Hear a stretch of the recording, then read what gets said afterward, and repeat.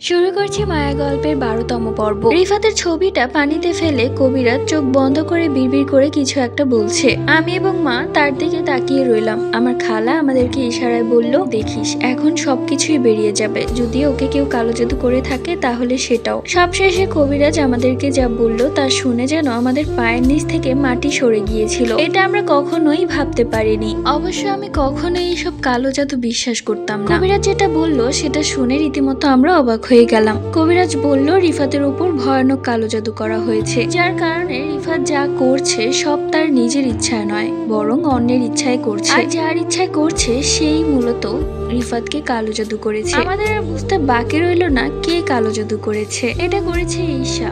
ছি, ঈশা এতটা নিচে নামতে পারে?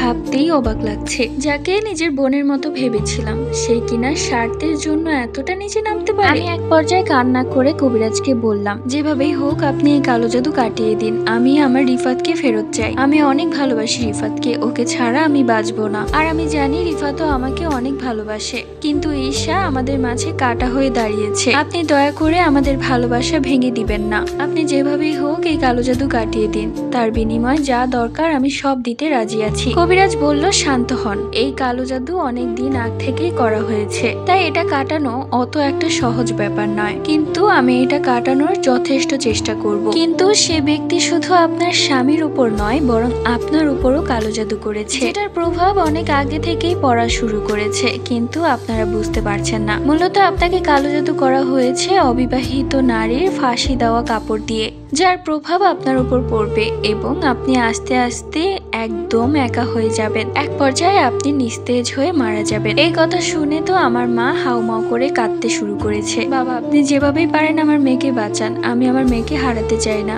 আমার একটা মাত্র মেয়ে। চিন্তা করবেন না, আমি এখন আমার একটা পালিত জিনকে দিয়ে তাকে বোঝানোর চেষ্টা করব। সে যদি ভালো ভালো কালো জাদু কাটিয়ে দেয় তাহলে তো ভালো, আর যদি না কাটায় তাহলে আমি পারবো না। বরঞ্চ আমি আপনাকে একজনের ঠিকানা দিচ্ছি, আপনি তার সাথে গিয়ে যোগাযোগ করতে পারেন। তার কাছে আরো অনেক ভয়ঙ্কর শক্তিশালী জিন আছে, তাই শক্তিশালী জিনদেরকে আরো শক্তিশালী জিন দিয়েই কাবু করা যাবে। এরপর সেই কবিরাজের বাড়ি আমরা রাত 12টা পর্যন্ত থাকি, কেননা রাত 12টার পর তিনি আসন বসাবেন। 12টার পর পুরো ঘরে লাইট অফ করে দিলেন। একটা মোমবাতি জ্বালিয়ে আমাকে একটা পিঁড়িতে বসানো হলো, আর আমার বরাবরই বসেছিল সেই কবিরাজ। এরপর তিনি তার মন্ত্র শুরু করলেন। এক পর্যায়ে আমরা অনুভব করলাম যে আরো কেউ উপস্থিত হয়েছে, ঘরটা যেন কেঁপে উঠলো। এরপর আমার আর কিছু মনে নেই, আমি নিস্তেজ হয়ে পড়লাম। যখন জ্ঞান ফিরলো তখন সেই কবিরাজ বলল, জিনটা মূলত আমার উপর ভর করেছিল এবং সে সব বলেছে এবং ঠিকানা দিয়েছে অন্য কোথাও যেতে। পরবর্তী গল্প।